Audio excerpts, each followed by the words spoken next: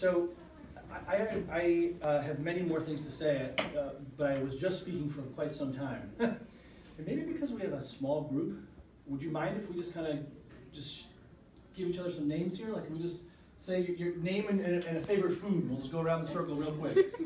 I worked in high school for 10 years. Yes! Go for it. What's your name? Aurora. Food. Sushi. Nice one. Food. Right here. Right here. I'm with you. Laura. Ice cream. Ice cream. Oh, Deb, pizza. Yes, of course. I'm Kiely and I like pizza. Yay! So do I. Second. I'm Summer and food. Food. More food. Okay, in the back. Heather, chocolate. Thank you. Adam, and my favorite food is pizza. Awesome. Jen, anything Same, cheese. same here. Maddie and any food. All right, all right. Sam, pierogies. Pierogies. Oh, yeah. Way to be specific. I love it. I like Mike, pocket.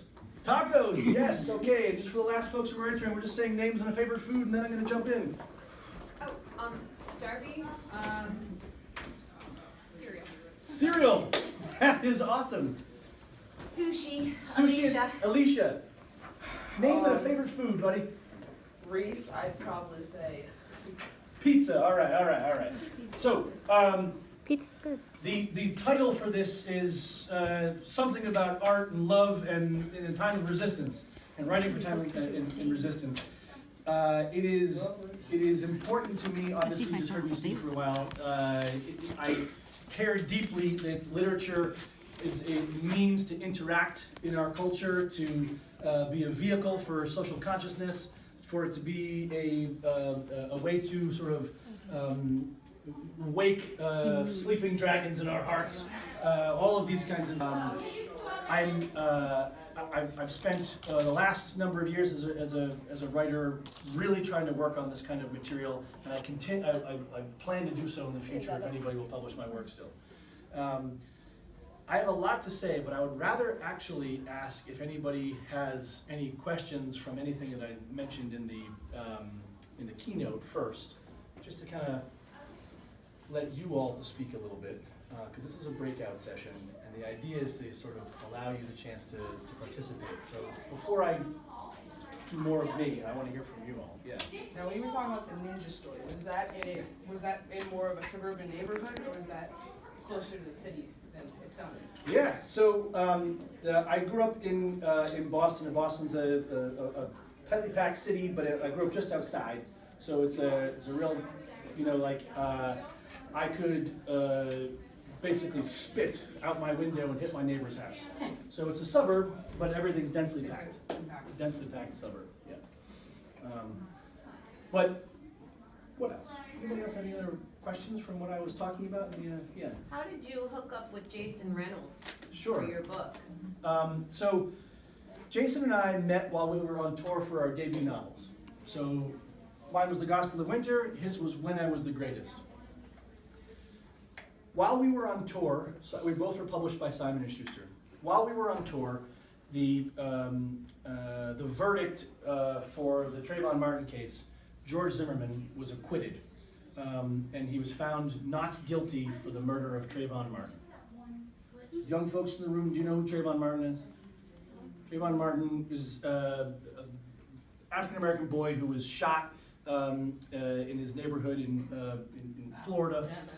I It happened remember a that. number of years ago, yeah. And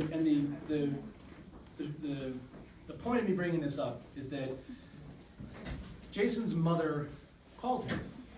She said, "I'm really worried for you. I'm concerned you're traveling the country. These are hard times."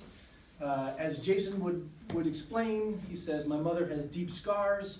She grew up in South Carolina, and as a black woman, she would have to step off the sidewalk if a white man were walking towards her. And she had a lot of, scars, emotional, psychological scars. And she calls him and says, 'I'm really worried for you. Like, you might just get shot while you're out on the road.' He said, 'Ma, it's not going to happen. Don't worry.' But that happened, and and we were on the road with a lot of other authors.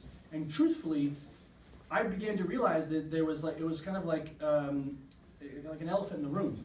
That nobody wanted to talk about race and racism, And I pulled Jason aside and I said, I just want you to know that if you need to yell or scream or cry or anything, please find me and I'll be there. And I'm not patting myself on the back for that. It literally is a thing that I think, as Jason always talks about, I gave him that space to be.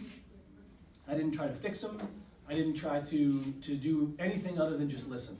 And that became the basis of our friendship. And so our friendship was born in a kind of crucible of discussing race and racism, which for us is still at the heart of Trayvon Martin's death.